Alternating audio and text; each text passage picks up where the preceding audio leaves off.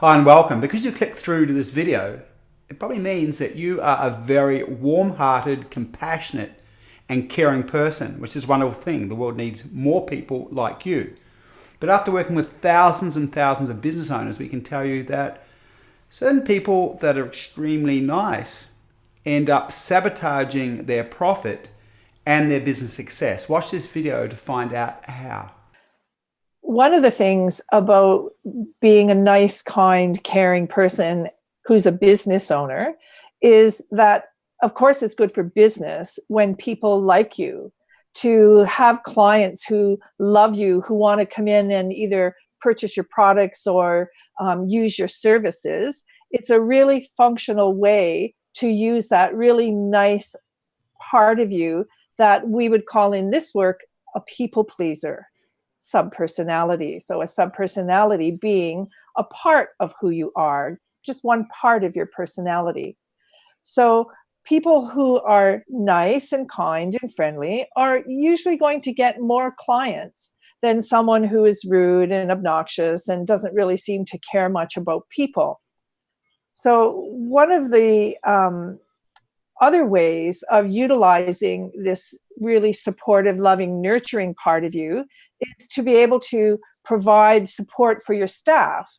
If staff feel valued and feel as if they are liked, then they'll be more responsive to your clients. They'll also be more responsive to what it is you're putting forward for them to do. So being a nice, kind, giving, loving business owner definitely has its positives. But Perry's mentioned that there can be parts, it can be times when these parts are actually being undermining for your business. And Gabrielle, tell us a little bit about some of those undermining ways that the nice person or the people pleaser can actually be ruining your business. Yeah, I'm actually going to use a case study today. I want to tell you all about a client that I have that is a really big-hearted, lovely business owner, and he actually owns a really big business here in Perth. And it's grown now that he's actually taking care of this overgiving pattern. Before, when I first started working with him, he probably had about 15 staff, and a couple of his staff were taking advantage of him. So I want to show you how being too giving and too nice can actually impact your business success. So the first is that if you're overly giving and over nice, you can actually start to be misused by staff. So this client that I'm actually talking about, these two particular staff members had staff vehicles, and they would take advantage of him and misuse the resources. They would drive the car outside of work, and they actually had GPS tracking systems, so they could see that the cars were being used well outside of staff regulations, and using the business credit card to pay for fuel for these times that were outside of staff regulations, sometimes up to 400 kilometres a week. Obviously, you would do something about that. But if you're overly nice and overly giving, you're going to give a second chance, and then a third chance, and then a fourth chance, and then a fifth chance. And then this particular client would say, that's it, we're going to change that now. But then there'd be no consistency in implementing the consequences that the business owner wanted to give their staff. So the point was moot. So there's resources and money already going down the drain. Secondly, you can be too soft and not get rid of these people that have cost you. So you don't want to seem like a bitch or a bastard or a mean person, because one of your fundamental belief systems is that you want to be liked and you want to be good.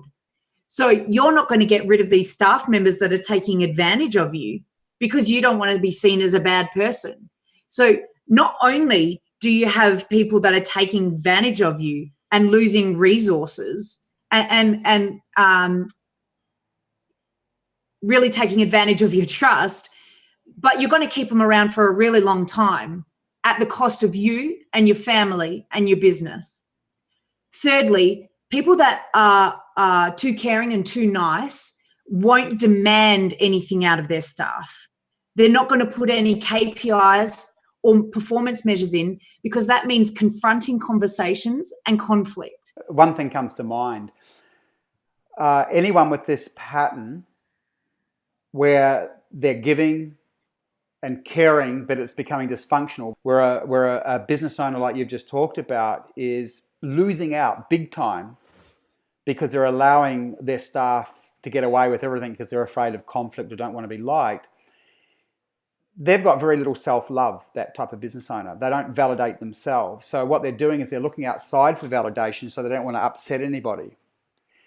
If a person has a sense of validation and a sense of self-love, what they're going to do is that they think things like, I'm not going to let that person get away with that. They're ripping me off. That means they're ripping my family off. I've put all this money and time into this business. I'm not going to let my staff member do this to me, which you can see is the opposite polarity to I'll let them because I want them to like me, which actually shows a lack of love for self, a lack of respect for self. And one of the other things that you can find will happen when you're in this more of a dysfunctional use of this personality we call the people pleaser is that your high performing staff will recognize that other staff members may be taking advantage of you.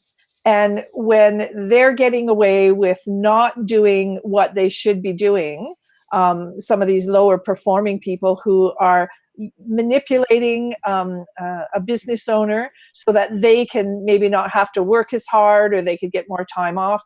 The staff members who actually do perform well and who are high achievers, they're not going to want to stay around too long in a business with a business owner who is not willing to discipline all of the staff because they're afraid of conflict.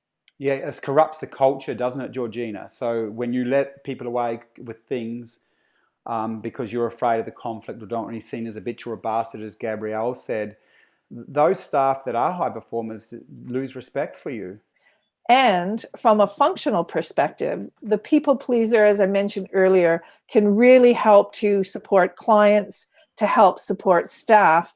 But the main thing for this subpersonality or someone who's a very people pleaser or a very nice, giving, caring person is to learn how to set some boundaries to ensure that individuals don't take advantage of this nice part of you. No one's saying we want to throw out the nice part, because in the areas where they're functional, it's just a beautiful way to be, and it will actually attract more clients into your business. Functionally, that's where you want to be, but you don't want to be taken advantage of, and setting boundaries is the best way to ensure that doesn't happen. Why is it that some people tend to move into dysfunction? Because there's another subpersonality involved then too, isn't there? Or another part of their personality involved that sort of shifts them into that dysfunctional way of being.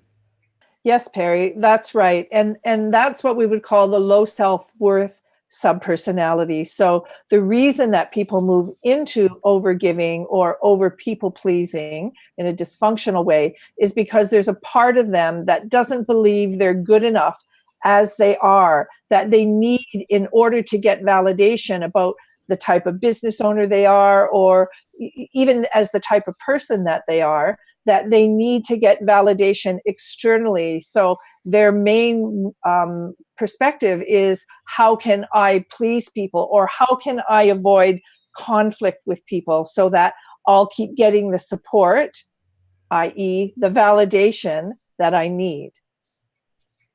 Can I just say that a lot of people that will have this people-pleasing personality in conjunction with being a business owner probably has seen a lot of materials out on the market that says, you need to set boundaries, you need to be able to say no, you need to be able to, put in KPIs and performance measures for your staff.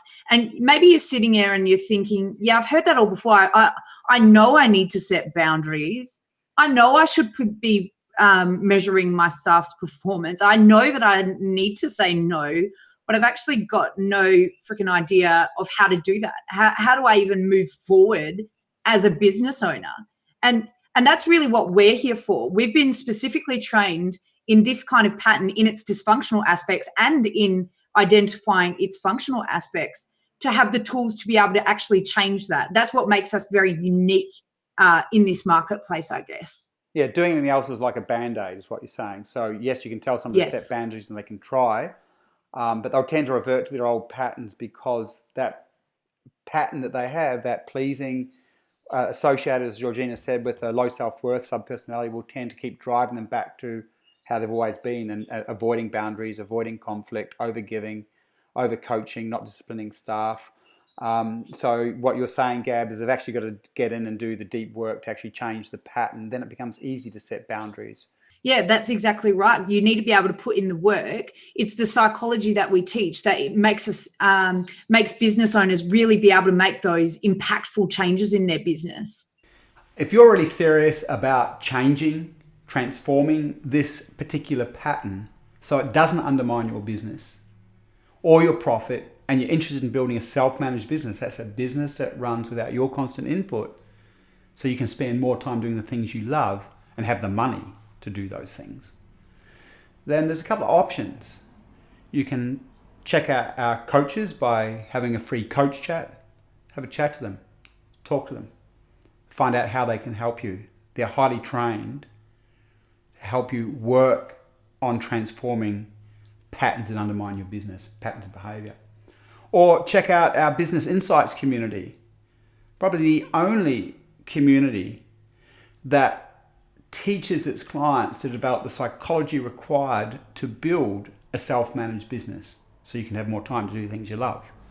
It's probably one of the best value programs in the marketplace as well. And it's the only place that we know of that you'll really get good in-depth understanding about how to transform the patterns that undermine your business and develop a psychology that supports business success. As well, you get all the strategies required to build a self-managed business. Check it out.